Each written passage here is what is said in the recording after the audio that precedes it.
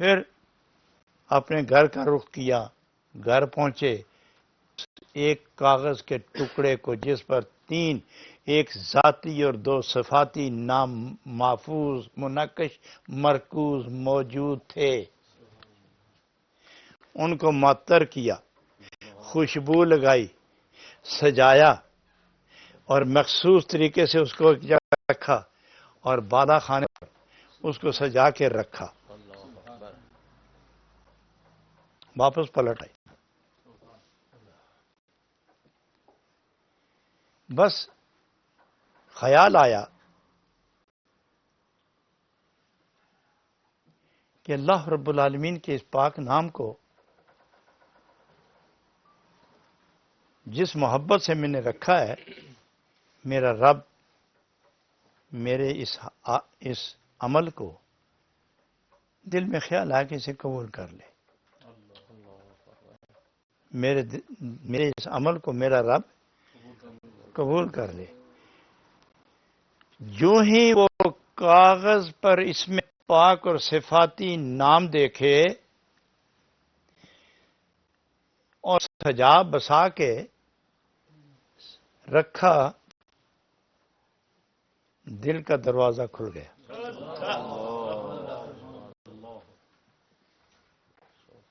دل کا دروازہ کھل گیا۔ آواز آئی،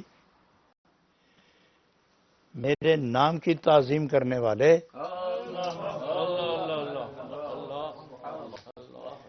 میرے نام کی تعظیم کرنے والے،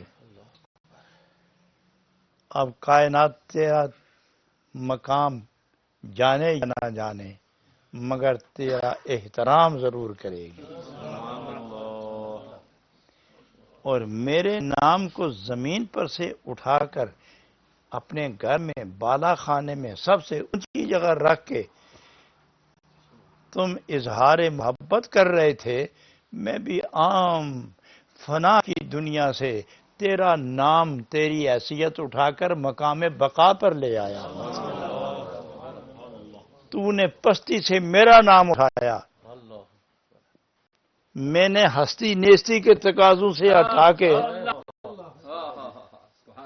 اس خاکدان فنا سے میں نے بھی تمہیں اٹھا کے اس فانی ہستی سے ہٹا کر مقام بقا پہ تجھے رکھ دیا۔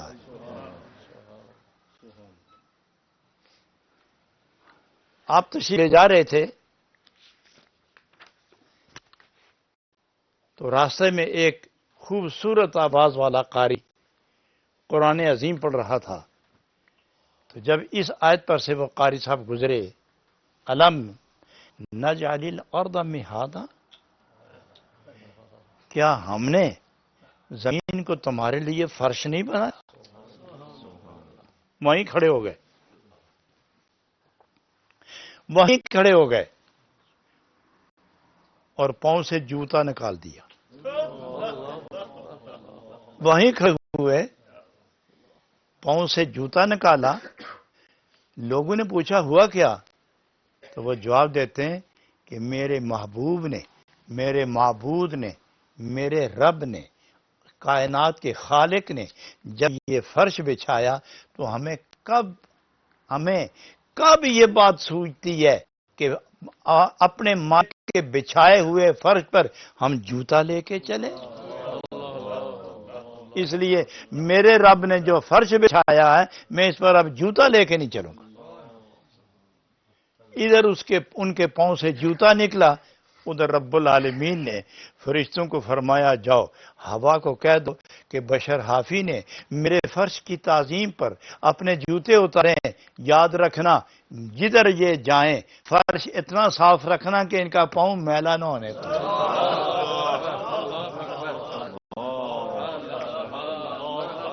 یہ جدھر جائیں میرے پیارے کا پاؤں میلا نہ ہو۔ میرے فرش کی تعظیم کرنے والے تیرے وجود کا احترام کیوں نہ ہو؟ تو غیب سے آواز آئی کہ آج کے بعد تیرا لقب حافی ہوگا۔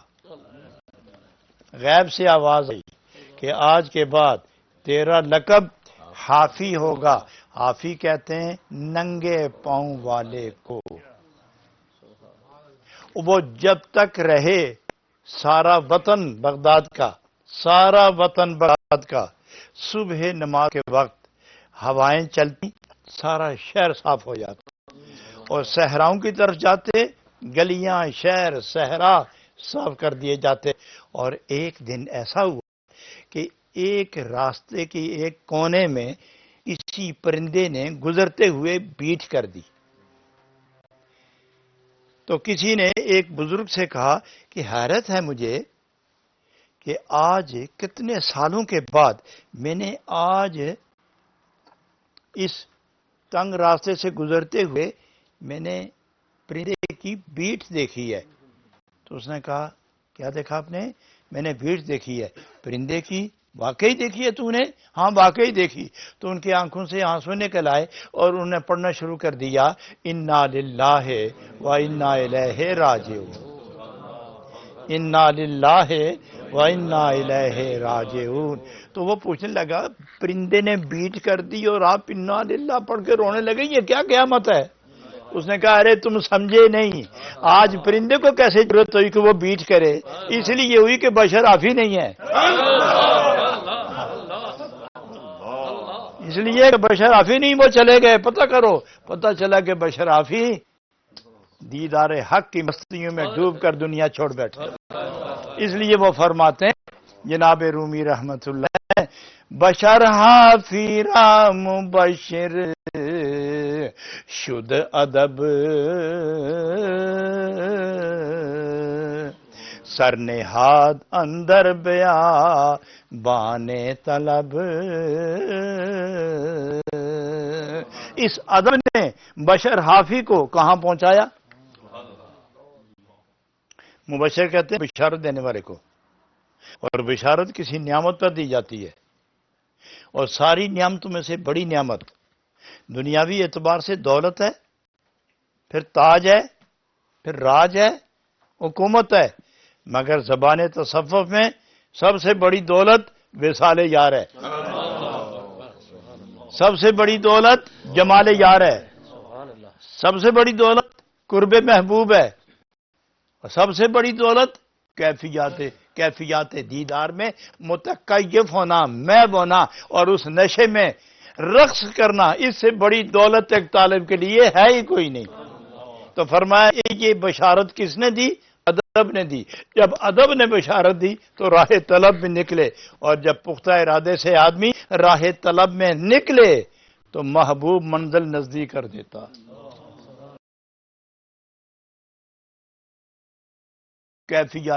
کیفیات دیدار میں متکیف ہونا، محو ہونا، اور اس نشے میں رقص کرنا، اس سے بڑی دولت ایک طالب کے لیے ہے ہی کوئی نہیں۔ تو فرمایا یہ بشارت کس نے دی؟ ادب نے دی۔ جب ادب نے بشارت دی تو راہ طلب میں نکلے، اور جب پختہ ارادے سے آدمی راہ طلب میں نکلے تو محبوب منزل نزدیک کر دیتا۔ محبوب اس لیے فرمایا نا کہ جاہدوا فینا لنہدینہم سبلنا، ذرا چلو تو صحیح نا، پھر دیکھو تمہیں منزل ملتی ہے کہ نہیں۔ ذرا چلو تو، طلب کرو پیار سے، کوشش کرو عشق سے، مجھے ملنے قدم اٹھاؤ محبت سے۔ لنہدینہم سبلنا، جو لوگ اس راہ محبت میں چلتے ہیں ہم ان کے لیے راہ آزاد کر کے منزل قریب کر دیتے ہیں۔ معلوم ہے لنہدینہم سبلنا، راستہ ایک نہیں، راستے کئی ہیں جو اس بارگاہ تک لے جاتے ہیں۔ ان راستوں پر بڑے بڑے بورڈ لگے ہوئے ہیں، یہ کون سا راستہ ہے؟ یہ فاروق اعظم کا راستہ ہے، یہ عثمان ذی النورین کا راستہ ہے، یہ صدیق اکبر کا راستہ ہے، یہ علی المرتضیٰ کا راستہ ہے، یہ حضرت عثمان کا راستہ ہے، یہ بلال کا راستہ ہے، یہ حسنین سبتین کا راستہ ہے۔ اور یہ راستے کہاں؟ آگے نکلو، یہ کس کا راستہ ہے؟ یہ داؤد طائی کا راستہ ہے، یہ امام اعظم کا راستہ ہے، یہ امام شافعی کا راستہ ہے، یہ امام مالک کا راستہ ہے، یہ احمد بن حنبل کا راستہ ہے، یہ غوث اعظم کا راستہ ہے، یہ معین الدین اجمیری کا رشتہ ہے، یہ شاہ نقشبند کا راستہ ہے، یہ شہاب الدین سہروردی کا راستہ ہے، اور یہ نقدی ہم سولنا بورڈ لگا ہوگا، یہ نقش بندی راستہ ہے، یہ قادری راستہ ہے، یہ چشتی راستہ ہے، یہ سہروردی راستہ ہے۔ آؤ منزل ایک ہے، راستے مختلف ہیں، منزل ایک ہے، مختلف ہیں راستے۔ عزیزان گرامی، راستے مختلف، یہاں تھوڑی سی بات کروں، وہ ایک ہے، راستہ ایک چاہیے، وہ ایک ہے، راستہ بھی ایک چاہیے۔ راستے مختلف کیوں ہوئے؟ تو جواب یہ دیتا ہے، عشق جواب دیتا ہے، حقیقت جواب دیتی ہے، کیفیت جواب دیتی ہے، عرفان جواب دیتا ہے، ایمان جواب دیتا ہے۔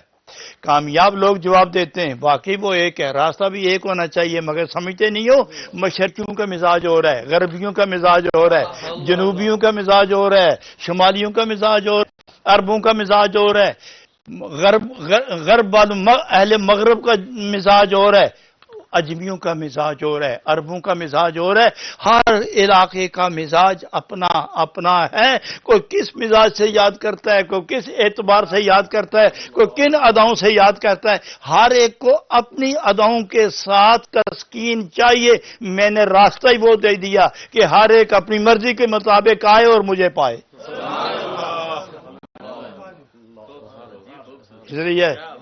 اس لیے چشتیوں میں خانہ کھولو، نقش بندیوں جھنڈا گاڑو اور اعلان کرو، اور قادریوں جام چھلکاؤ، کھولو میں خانہ، اور سہروردیوں بہت جھکا کے وقت گزارا، اب نگاہ اٹھا کے لوگوں کو منزل بتاؤ۔ یہ ہے وہ پیار کے راستے، اس لیے فرمایا جاہدوا فینا، ہماری طرف کوشش کر کے دوڑتے ہوئے آؤ، ہم ہی تمہیں رہنمائی کریں گے۔ لَنَهْدِيَنَّهُمْ سُبُلَنَا، ہم انہیں ضرور بھی ضرور اپنے راستوں کی رہنمائی فرمائیں گے۔ تو کس کس کو کہا کہ تیرا یہ راستہ ہے، تیرا وہ راستہ ہے؟ کہاں لکھا ہوا ہے قرآن پاک میں کہ مغربیوں تم اس راستے میں آنا، شرقیوں تم اس راستے میں آنا، جنوبیوں تم اس راستے میں آنا؟ فرمایا یہ سبلنا اس لیے کہا ہے کہ مزاج صدیق اکبر کا اور ہے، فاروق کا اور ہے، عثمان کا اور ہے، علی کا اور ہے، حسنین کا اور ہے، بلال کا اور ہے، ابو ذر غفاری کا اور ہے رضی اللہ تعالی عنہم۔ علیحدہ مزاج ہے تو ان سارے مزاجوں کو اکٹھا کیا کو ادھر سے اسی کا نام ہے سبولانا، یہی سبولانا۔ آگے آئمہ اولیاء کرام، یہ دنیا میں یہ راہ حق پر پہنچانے والے اللہ کے راستے ہیں، اللہ کے راستے، اس لیے حکم اہدنا الصراط المستقیم صراط الذین انعمت علیہم، یہ اللہ کے راستے ہیں سارے۔ تو جناب بشر حافی رحمت اللہ علیہ اللہ کی بارگاہ تک پہنچانے والی جو جماعت ہے، اس جماعت ایک کامیاب ممتاز فرد ہے، اور اس فرد کا بشر حافی ارے کمال ہے، جوتا اتارے تو ہوائیں دوڑ پڑیں کہ پاؤں ننگا نہ ہو، اور وہ جھاڑو مارنا شروع کر دے، اور صبح ابھی فجر ہوئی نہیں، اٹھے نہیں کہ راستے اور گلیاں صاف ہو جاتی ہیں۔ وہ جس طرح رخ کریں تو ہوا کو حکم ہے، ہوا کو یہ بھی حکم ہے کہ یہ نہ دیکھنا کہ ان کو دیکھ کے راستے صاف نہ کرنا، میرا بشر حافی نہ جانے کس راستے گزرے گا، لہذا سارا شہر صاف کرو۔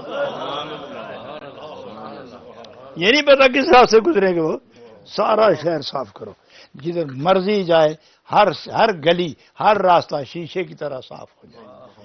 یہی ایثار محبت عقیدت پیار کا بدلہ ہے۔ حضرات، ایک شریف انسان وہ جب کسی کو اپنی اتباع میں یا اپنی محبت میں کمال ایثار اور تابعداری دیکھے تو وہ معاوضہ دینے پر مجبور ہوتا ہے کہ میں اس کو نواز دوں، اس کی محبت، اس کا ایثار، اس کا پیار، اس کی تابعداری، اس کی رفتار، اس کی گفتار میری مرضی کا معیار ہے۔ یہ میں کیوں نہ نوازوں؟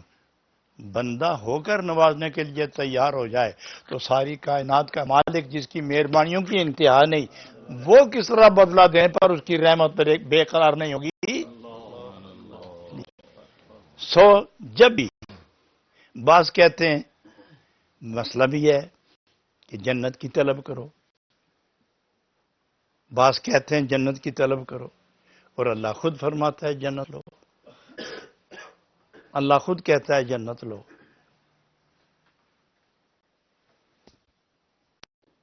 حضور سید عالم فرماتے ہیں کہ ایک سوئی مطالبہ کرو وہ بھی اللہ سے مانگو،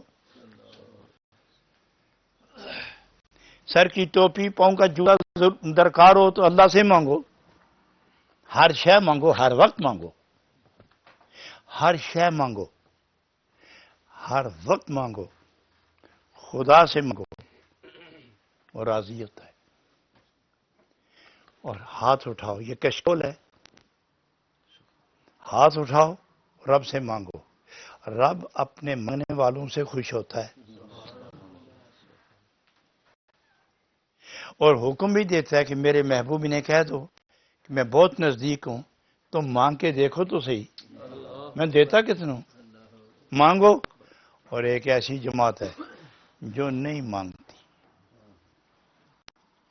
جو نہیں مانگتی، وہ صرف دیکھتی ہے، اور ان سے پوچھا جاتا ہے چاہیے کیا، صرف حضرت عطار، میں یہ واقعہ اس کے ساتھ ملا کے بیان کروں تاکہ بات ذرا کھل جائے۔ حضرت عطار رحمۃ اللہ علیہ بڑے زبردست، اپنی اس شاہی میں، اس پوری مملکت میں سب سے مشہور عطار تھے، سب سے اعلیٰ خالص عطر انہی کے، اس وقت سب کچھ خالص تھا، وہ آج کل کے عطار نہیں تھے، یہ غدار ہیں، مکار ہیں، وہ عطار تھے، وہ عطار تھے۔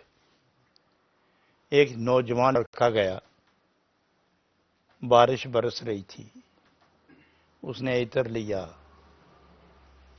تو وہ بے توجہی سے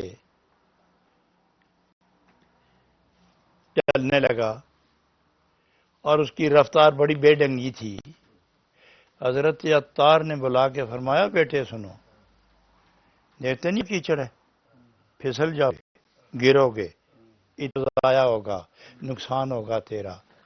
اکڑ کے اس نے جواب دیا، میرے گرنے کا آپ کو اتنا فکر ہے کہ عطر ضائع ہوگا؟ یہ عطر پھر بھی مل سکتا ہے، خود خیال رکھ کے احتیاط سے چلو، میں گر گیا تو عطر ضائع ہوگا، آپ احتیاط کریں، آپ گر گئے تو جہان گر جائے گا۔ وہ صاحب نظر تھے، وہ بچہ صاحب نظر تھا وہ بچہ، لیکن وہ بات کان سے کیا گزری کہ دل کو چیر کے رکھ دیا، دل سے تیری نگاہ جگر تک اتر گئی، دل زخمی ہو گیا، متحیر ہو گئے۔ یہ بچہ عمر کے اعتبار سے اتنی بات کہنے والا نہیں، یہ کو اللہ کی طرف سے نیا پیغام لے کے آیا ہے۔ بس اسی وقت منادی کروائی کہ حضرت عطار رحمۃ اللہ علیہ، فرید الدین عطار،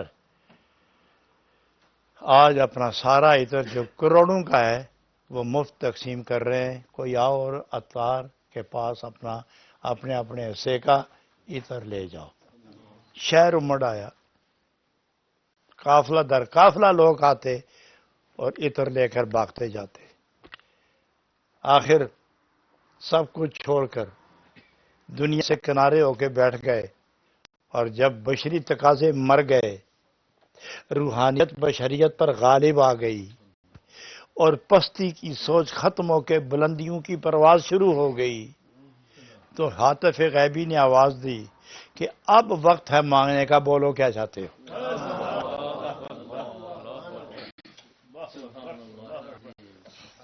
اب بولو کیا چاہتے ہو؟ تو حضرت عطار رحمۃ اللہ علیہ پکار اٹھے، کفر کافر راوی دیندار را،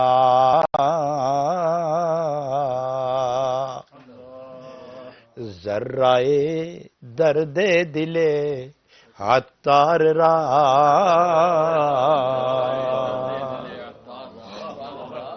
ذرائے درد دل عطار را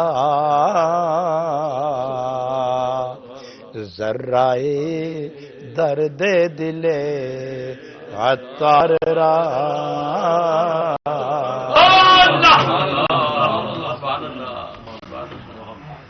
مجھے کچھ نہیں چاہیے، یہ زمین تیری، یہ آسمان تیرا، یہ کافر جانے تو جان، مسلمان جانے تو جان، مجھے اگر کوئی بات کرنی ہے تو ایک ہی ہے، اپنا درد دے، اپنا درد دے، اور درد جب انتہا پر پہنچے درد دے کہ ایک میں رہوں اور ایک تو رہے، اور جب ہم آمنے سامنے ہو جائیں تو عطار پروردگار کی جنموں میں ایسا گم ہو جائے کہ 100 سال میں تلاش کروں کہ عطار کہاں ہے تو نظر نہ آئے،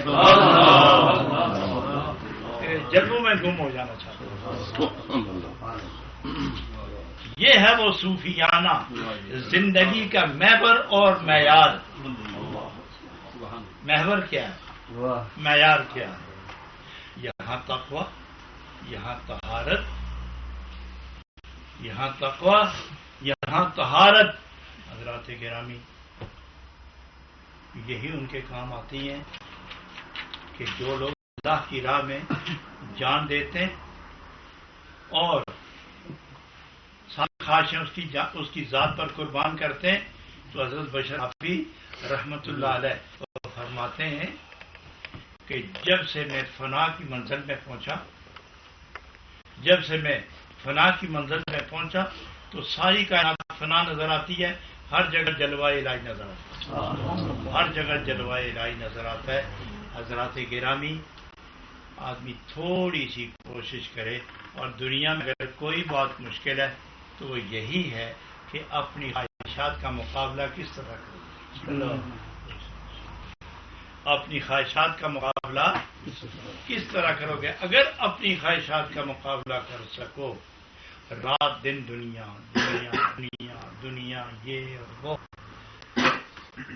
ہاں، میں ایک چیز آپ کو بتا دوں، یہ اس گفتگو کا یہ آخری جملہ ہے، یہ ایک بات بتا دوں کہ اگر یہ ساری دنیا آپ کی رعایت ہو جائے مگر آپ کا دل ذکر الہی کی لذت کے لیے ہر وقت منہ کھول کے انتظار میں بیٹھا ہو، اور لذتیں مل رہی ہوں اور سیر نہ ہو، لذتیں مل رہی ہوں اور صبر نہ ہو، کیفیات میں اضافہ اور شدت ہوتی رہے مگر پیاس بڑھتی چلی جائے، فرمایا ساری کائنات کی پر حکومت کرنے والے تم دنیا دار نہیں ہو، تم تو خدا کے وہ پیارے انسان ہو جس پر رحمتیں پیدا کر رہی ہیں۔ اس لیے دنیا کمانا برا نہیں ہے، دنیا کما کے اسی کا ہو جانا برا ہے۔ پیسہ جمع کرنا، دولت جمع کرنا، سونا چاندی جمع کرنا، شاہی مال بنانے، آرام قدر تیار کرنے، عمدہ کھانا کھانا ناجائز نہیں ہے، ہاں مگر یہ سب چیز رکھو پاس، اس شرط کے ساتھ کہ دل خدا کو دے دینا، ادھر سے واپس نہ لانا۔ اور اس کی شرط کیا ہے؟ وہ یہ کہ لا طامع لا جامع لا مانع، لا طامع لا جامع لا مانع، یہ ہے پہچان کہ دنیا نہیں آتی تو پریشان ہو کے مرنے والی کیفیت نہ طاری کرو، اور آ گئی تو وہ مانگے تو پھر جمع کرنے کی ضرورت نہیں ہے، اور جب وہ مانگے جانے لگے اس کے نام پر تم پھر منع بھی نہ کرنا، آتی ہے تو آنے دو، اور جب اس کے نام پر جاتی ہے پھر جانے دو۔ یہ ہے وہ پیاری زندگی، اور زندگی کا معیار بھی یہی ہے۔ حضرات، اللہ رب العالمین نے اس انسان کو جو فضیلت دی ہے، اس فضیلت کا تاج سر پہ رکھنا اور اسے محفوظ رکھنا، اسی کے لیے صوفیانہ زندگی ہے۔ اور صوفیانہ زندگی نبی پاک علیہ الصلوۃ والسلام کے حال کا نام ہے، اس حال، کیونکہ اگر کوئی آدمی وہ عمل اختیار کرے تو اس کا نام حال نبی نہیں، اس کا اپنے معیار کے مطابق تصوف رکھا گیا، کیونکہ اگر حال کہتے ہو تو مماثلت آئے گی، اور مماثلت میں عینیت آئے گی، اور عینیت میں بے ادبی ہوگی، لہذا اس حال کی جو حقیقت تم پر تھوڑی سی وارد ہوتی ہے اس کا نام رکھو، اور نام کیا ہے؟ پاکیزگی، تصوف، صفائی، صوفی، صفا، متصوفین یہ وہ لوگ ہیں جو حال رسول میں گم ہو گئے. یہ نبی کریم علیہ الصلوۃ والسلام دیکھا نہیں آپ نے کہ اتنا مال جمع ہوا اور سین حرم میں اتنا مال جمع ہو گیا کہ اونٹ پر بندہ سوار ہو کے گزر رہا تھا تو اس ڈھیر کے پیچھے وہ چھپے ہوئے تھے، نظر نہیں آ رہے تھے. اونٹ پر سوار آئے لیکن اس مال غنیمت کے ڈھیر کے پیچھے کھڑے ہوئے نظر نہیں آ رہے تھے. لیکن صبح سے شام سین حرم خالی تھا. فاروق اعظم کا زمانہ تھا، فاروق اعظم کا زمانہ. تو آپ مال تقسیم کر رہے تھے، مال تقسیم کر رہے تھے، مال تقسیم کر رہے تھے. ایک سونے کی سوئی آ گئی